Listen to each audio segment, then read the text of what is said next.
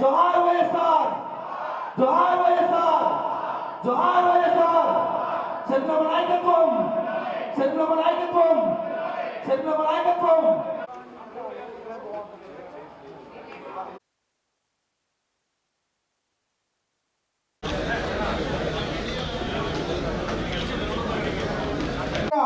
మన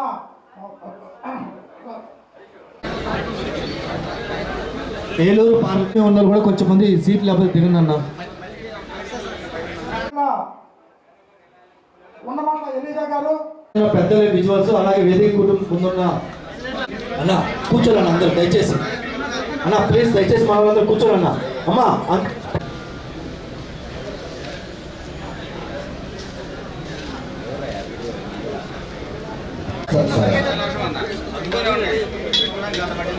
అందరికి మీడియా మిత్రులకి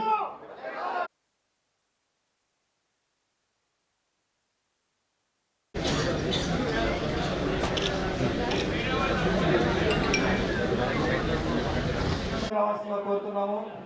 అలాగే జిల్లా ఇన్ఛార్జ్ గారు ఎంచుకోవాలమ్మా. ఇది మన పార్టీ ఇంటర్నల్ మీటింగ్, మన పార్టీ బలోపేతాన్ని కానీ ఏం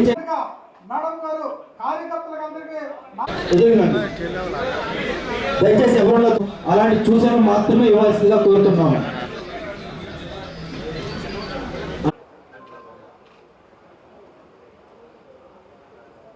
ఈరోజు ఏలూరు జిల్లాలో కాంగ్రెస్ పార్టీ బలోపేతం కోసం కాంగ్రెస్ పార్టీ నాయకులు కార్యకర్తలు ప్రజలు ఎలా మార్చేశారంటే తర్వాత కాంగ్రెస్ తప్పించడానికి చేసిన ప్రచారాలు కాంగ్రెస్ పార్టీ 2014 పర్యటించిన తర్వాత ఆ నియోజకవర్గంలో ఇప్పుడున్న ఉమ్మడి దయచేసి దయచేసి దిగాలన్నా మనం ఎంతో సహకరిస్తాం. అలాగే 2029లో కోఆర్డినేటర్ గారిని మాట్లాడాల్సిందిగా కోరుతున్నాం. ఉమ్మడి నియోజకవర్గ కోఆర్డినేటర్ గారిని మాట్లాడాల్సిందిగా కోరుతున్నాం. ఎక్కడన్నా మైక్ ఇస్తాను. కానీ ఎలక్షన్ వరకు గోపాలపురంలోకి వెళ్ళింది. నేను సర్వమ్మలాగా ఈ నమస్కారం. నేను ఉంగుటూరు ఉమ్మడి నియోజకవర్గం, మా నియోజకవర్గం మా ద్వారా థ్యాంక్స్ అన్న, ధన్యవాదాలు. ఉమ్మటూరు నియోజకవర్గం నుంచి ఎంతమంది నాయకులు కార్యకర్తలు చూస్తారు చేతులు? ముఖ్యంగా జరుగుతున్న వాదాలు, చూపుతున్న ప్రచారం, మన నాయకులు మన దేశానికి స్వాతంత్రం తెచ్చిన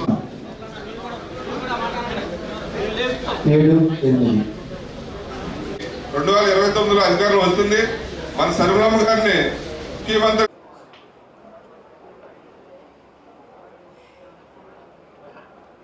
కాంగ్రెస్ పార్టీని బలోపేతం చేసుకునే అవసరం మనందరికీ ఉంది.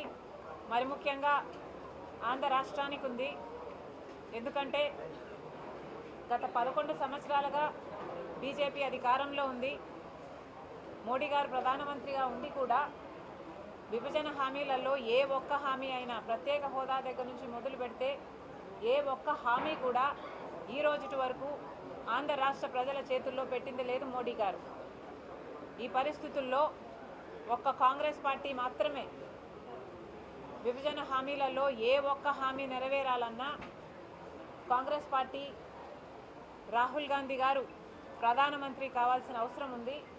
అందుకే కాంగ్రెస్ పార్టీని బలోపేతం చేసుకోవాల్సిన అవసరం ఉంది. 11 సంవత్సరాలు అయింది. విభజన హామీలలో ఏ ఒక్కటి అంటే కనీసం ప్రత్యేక హోదా అయినా, లేక పోలవరం అయినా, రాజధాని అయినా, కనీసం ఉన్న విశాఖ స్టీలు ప్రైవేటైజ్ కాకుండా ఆపుతాము అనన్నా ఒక్క మాట కూడా ఇంతవరకు మోడీ గారు చెప్పలేదు. ఈ రోజుటి వరకు కూడా మోడీ గారు ప్రధానమంత్రిగా ఉన్నారు అంటే ఈరోజు ఆంధ్ర రాష్ట్ర ప్రజలు ఓట్లు వేస్తే ఆ బలం చంద్రబాబు గారు తీసుకెళ్ళి మోడీ గారికి ఇస్తే ఈరోజు మోడీ గారు ప్రధానమంత్రి కుర్చీలో కూర్చుని ఉన్నారు. మరి ఆంధ్ర రాష్ట్ర ప్రజలు వేసిన ఓట్ల వల్ల, ఆంధ్ర రాష్ట్ర ప్రజల నాయకులు చంద్రబాబు గారు ఇచ్చిన మద్దతు వల్ల ఈరోజు మోడీ గారు ప్రధానమంత్రిగా ఉంటే కనీసం ఇప్పటికైనా మోడీ గారు ఆంధ్ర రాష్ట్ర ప్రజల గురించి ఆలోచన చేస్తారు, ఇప్పటికైనా మనకు మేలు చేస్తారు అంటే ఇప్పటి వరకు కూడా 1 సంవత్సరం దాటిపోయింది. ఇప్పటి వరకు కూడా మోడీ గారు ఎటువంటి అష్యూరెన్స్లు ఇవ్వలేదు. మొన్న వచ్చారు, యోగా చేసి వెళ్ళిపోయారు. యోగా మీద ఉన్న శ్రద్ధ ఆంధ్ర రాష్ట్ర ప్రజల మీద లేకపోయింది మోడీ గారికి. ప్రత్యేక హోదా ఇస్తామని చెప్పలేదు. కనీసం పోలవరం ప్రాజెక్టు 45 మీటర్ల నీటి నిల్వతో మేము కడతాము, పూర్తి చేస్తాము, పూర్తి బాధ్యత మాది అని చెప్పలేదు. పార్లమెంటులో సైతం 41 మీటర్లకే పోలవరం ప్రాజెక్టు కట్టాలి అన్నట్టు నిధులు మంజూరు చేస్తున్నారు. ఫైనాన్స్ మినిస్టర్ ఈ మాట పార్లమెంట్లో చెప్పినప్పటికీ కూడా మాకు 41 మీటర్లు అయితే ఇది గ్రావిటీ ప్రాజెక్టు కాదు, ఇది లిఫ్ట్ ఇరిగేషన్ ప్రాజెక్ట్ అవుతుంది, మాకు పోలవరం 45 మీటర్స్లోనే నీటి నిల్వలో కావాలి అని ఒక్క పార్లమెంటేరియన్ కూడా నోరు విప్పి మాట్లాడలేదు.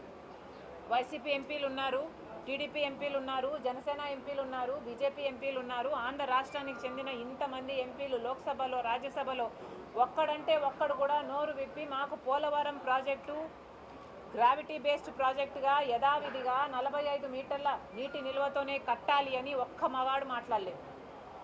ఒక్కడికి దమ్ము లేకపోయింది. ఈ రోజు వరకు కూడా పోలవరం ప్రాజెక్టు నిజంగానే ఒక బ్యారేజ్గా మిగిల్చే ప్రయత్నం చేస్తున్నారు. కేవలం 83,000 కుటుంబాలకి R&R మిగిల్చుకోవడానికే ఈ కుట్రలు జరుగుతున్నాయి. పోలవరం ప్రాజెక్టు ఎలాగో మోసం చేస్తున్నారు. రాజధానికైనా ఏమైనా చేస్తున్నారా అంటే రాజధాని కట్టాలి, పూర్తి బాధ్యత కేంద్రానిది అని చెప్పి మనకు విభజన హామీ అయితే న్యూఢిల్లీని తలపించే రాజధాని కడతామని చెప్తే ఈరోజు కనీసం రాజధానికి నిధులు ఇవ్వకుండా అప్పులు ఇస్తున్నారు. ఎవరు అడిగారు వీళ్ళని అప్పులు? ఈ అప్పులన్నీ మన మీద, మన బిడ్డల మీద భారం పడుతుంది తెలిసి కూడా చంద్రబాబు గారు ఏమీ మాట్లాడటం లేదు. ఇక విశాఖ ప్రైవేటైజేషన్ అయితే ఈ రోజు వరకు కూడా వాళ్ళ మెడ మీద కత్తి పెట్టినట్టుగా వాళ్ళు బతుకుతున్నారు. గత నెలలో కూడా 5,000 మంది ఉద్యోగాలను పీకేశారు. ఒక్కరు కూడా పట్టించుకోవటం లేదు మన రాష్ట్రంలో. ఉన్న నాయకులంతా ప్రతిపక్షమైనా అధికార పక్షమైనా వైసీపీ జగన్మోహన్ రెడ్డి గారైనా తెలుగుదేశం చంద్రబాబు గారైనా జనసేన అయినా వీళ్ళందరూ కూడా అందరూ మోడీకి తొత్తుల్లా మారారు. అందరూ మోడీతో పొత్తులు పెట్టుకున్న వాళ్ళే. జగన్మోహన్ రెడ్డి గారేమో అక్రమ పొత్తు పెట్టుకున్నారు, ఇక చంద్రబాబు గారైతే కూటమే కట్టేశారు. మరి ఇలాంటి పరిస్థితుల్లో ఆంధ్ర రాష్ట్రానికి మేలు ఎలా జరుగుతుంది? అందుకే ఈరోజు కాంగ్రెస్ పార్టీ బలపడాల్సిన అవసరం ఉంది. కాంగ్రెస్ పార్టీ బలపడాలి, కాంగ్రెస్ పార్టీ అధికారంలోకి రావాలి, రాహుల్ గాంధీ ప్రధానమంత్రి అయితేనే ఆంధ్ర రాష్ట్ర ప్రజలకు మేలు జరుగుతుంది. విభజన హామీలలో అన్ని హామీలు నెరవేరుతాయి. ఈరోజు మోడీ గారు నిన్న ఎమర్జెన్సీ గురించి ఎంత నిస్సిగ్గుగా ఇందిరాగాంధీ గారి గురించి ఎమర్జెన్సీ గురించి మాట్లాడుతున్నారే మోడీ గారు. మరి మోడీ గారు సమాధానం చెప్పాలి. ఎమర్జెన్సీకి మించిన ఎమర్జెన్సీ మోడీ గారి పాలనలో చూస్తున్నాం. గత 11 సంవత్సరాలుగా అన్డిక్లేర్డ్ ఎమర్జెన్సీయే చూస్తున్నాం మన దేశంలో. మోడీ గారి వల్ల ఒక గోద్రా అయినా, ఒక మణిపూర్ అయినా ఈ ఘటనలన్నీ జరిగాయి, ఈ హత్యలన్నీ జరిగాయి అంటే ఎవరు కారణం? అది కాదా ఎమర్జెన్సీ? దాన్ని ఎమర్జెన్సీ అనరా? కనీసం ఈ రోజు వరకైనా మోడీ గారు మణిపూర్కి వెళ్ళారా? అక్కడ వాళ్ళని పరామర్శించారా? బీజేపీ ఒక రైటిస్ట్ పార్టీ, మతం పేరుతో చిచ్చు పెట్టాలి, ఆ మంటలో వీళ్ళు చలి కాచుకోవాలి. ఇదే బీజేపీకి తెలిసిన రాజకీయం. మరి అది కాదా ఎమర్జెన్సీ? మోడీ గారు సమాధానం చెప్పాలి. మీరు చేసిన అరాచకాలకి, మీరు చేసిన ఎన్ని హత్యలు, గోద్రా అయితేనేమి, మణిపూర్ అయితేనేమి, ఇలా ఎన్ని చోట్ల మతం పేరు మీద మీరు చేసిన హత్యలు, ఇది కాదా ఎమర్జెన్సీ? అన్ని ఇన్స్టిట్యూషన్స్ని మీ గుప్పెట్లో పెట్టుకున్నారే. ఈడీ అయినా, ఐటీ అయినా, సిబిఐ అయినా, ఆఖరికి ఎలక్షన్ కమిషన్ కూడా మీ గుప్పెట్లోనే పెట్టుకున్నారే. ఇది కాదా ఎమర్జెన్సీ? మోడీ గారు సమాధానం చెప్పాలి. అదానీ, అంబానీ లాంటి వాళ్లకు పోర్టులు రాసిచ్చేస్తున్నారు, విమానాశ్రయాలు రాసిచ్చేస్తున్నారు, గనులు రాసిచ్చేస్తున్నారు. మరి ఇది కాదా ఎకనామిక్ ఎమర్జెన్సీ? మోడీ గారు సమాధానం చెప్పాలి. అసలు ఈ దేశంలో ఎవరికైనా మాట్లాడే స్వేచ్ఛ ఉందా? బీజేపీకి వ్యతిరేకంగా ఎవరైనా మాట్లాడగలుగుతున్నారా? ఎవరు మాట్లాడగలుగుతున్నారు? మీడియా మాట్లాడగలుగుతుందా? ప్రజలు మాట్లాడగలుగుతున్నారా? ఆఖరికి పెద్ద పెద్ద పార్టీలు, జగన్మోహన్ రెడ్డి గారి వైసీపీ అయినా, బీఆర్ఎస్ పార్టీ అయినా, వీళ్లకు కూడా మోడీకి వ్యతిరేకంగా మాట్లాడే దమ్ము లేదు. ఎక్కడ మాట్లాడితే కేసులు వేస్తారు, మమ్మల్ని లోపలేస్తారు అని బిక్కుమని ఇలాంటి పెద్ద పెద్ద పార్టీలే బతుకుతుంటే ఇక సామాన్య ప్రజల కథ ఏమిటి? మరి ఇది కాదా ఎమర్జెన్సీ? మోడీ గారు సమాధానం చెప్పాలి. ఓకే, థ్యాంక్ యూ అమ్మా.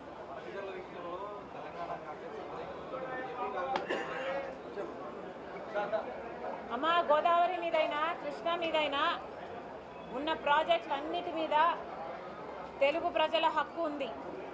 ఇది ఎలా సాల్వ్ చేసుకోవాలి అన్న దానికి ట్రిబ్యునల్స్ ఉన్నాయి. మన ప్రభుత్వం కూడా పూర్తి ప్రయత్నం చేసి మనకు రావాల్సిన హక్కుల్ని రాబట్టాలి. అందుకు కాంగ్రెస్ పార్టీ ఎప్పుడూ అడ్డు చెప్పదు. ఇక్కడ కూడా ఈ రాష్ట్ర ప్రజలకు కావాల్సిన అన్ని పార్టీలు కలిసే ఈ రాష్ట్ర ప్రజల మేలు కోసం కొట్లాడుతాయి. ఎవరు వ్యతిరేకించటం లేదు.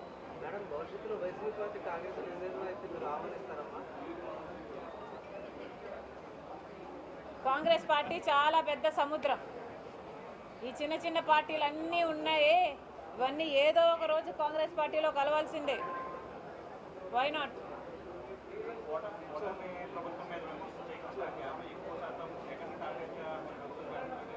ఇప్పుడు ఈరోజు ప్రెస్ మీట్ జరిగిందే, నేను జగన్మోహన్ రెడ్డి గారి గురించి ఎంతసేపు మాట్లాడాను, వైసీపీ తెలుగుదేశం పార్టీ గురించి ఎంతసేపు మాట్లాడాను, బీజేపీ గురించి ఎంతసేపు మాట్లాడాను, మీరు టైం క్యాల్కులేట్ చేసి చూడండి.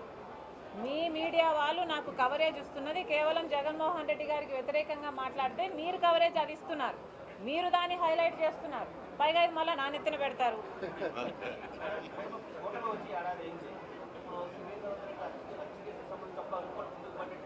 దేని గురించమ్మా?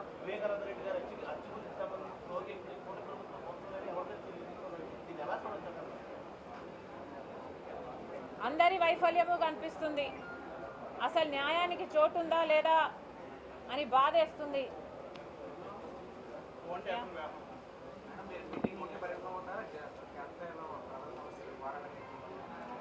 మేము చేస్తున్నా, మీరు కవరేజ్ చేయట్లేదు.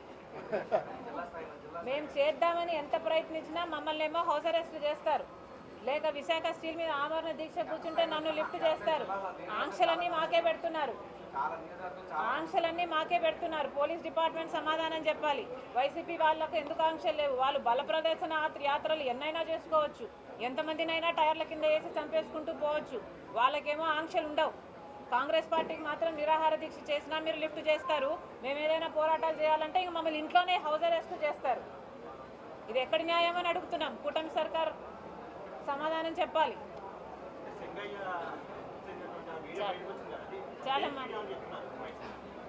చాలమ్మా, నిన్న కూడా సమాధానం చెప్పాను. వినేవాళ్ళు ఉంటే ఏదైనా చెప్తారయ్యా. వివేకానంద రెడ్డి గారి హత్య కేసులో అన్ని ఆధారాలు కనిపిస్తున్నాయి. జగన్మోహన్ రెడ్డి గారికి అవినాష్ రెడ్డి ఇన్వాల్వ్ ఉన్నాడు అని సిబిఐ చెప్తుంది.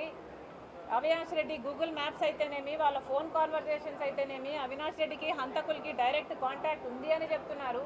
అయినా కూడా అవినాష్ చేయలేదు, సునీతే హత్య చేసింది వాళ్ళ నాన్న అని చెప్పుకునే వాళ్ళకి ఇంకా ఎన్ని కేసులలో ఎన్ని ఫేక్ అంటారు వాళ్ళు ఫేకు. వినేవాళ్ళు ఉంటే చెప్పేవాళ్ళు ఎన్నైనా చెప్తారు.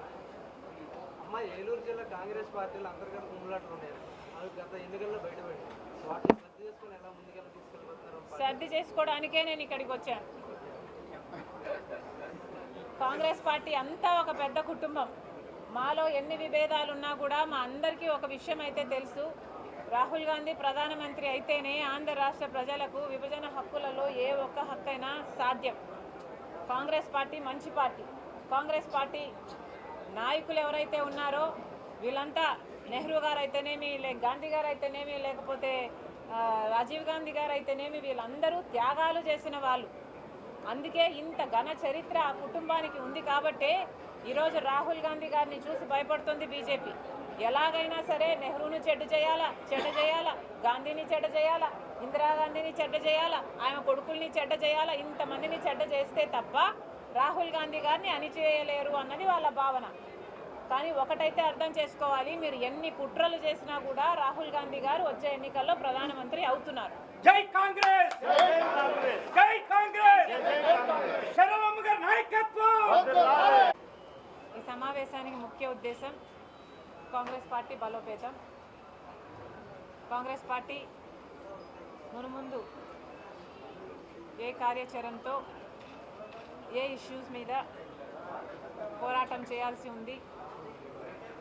ఇక్కడ ఉన్న నాయకులు, కార్యకర్తలు వాళ్ళందరి అభిప్రాయాలను, సూచనలను తీసుకొని వాళ్ళకి ఏదైనా ఇబ్బందులు ఉంటే కనుక్కొని దాని ప్రకారం ఈ జిల్లాలో కాంగ్రెస్ పార్టీని బలోపేతం చేయటానికి ఏం చేయాలి, ఎలా ముందుకు వెళ్ళాలి అన్న విషయం మీద చర్చించడానికే ఈరోజు కాంగ్రెస్ పార్టీ అధ్యక్షురాలిగా నేను ఇక్కడికి రావడం జరిగింది.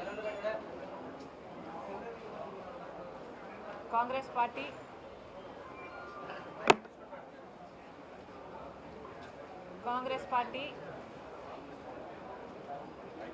బలోపేతం చేసుకోవాల్సిన అవసరం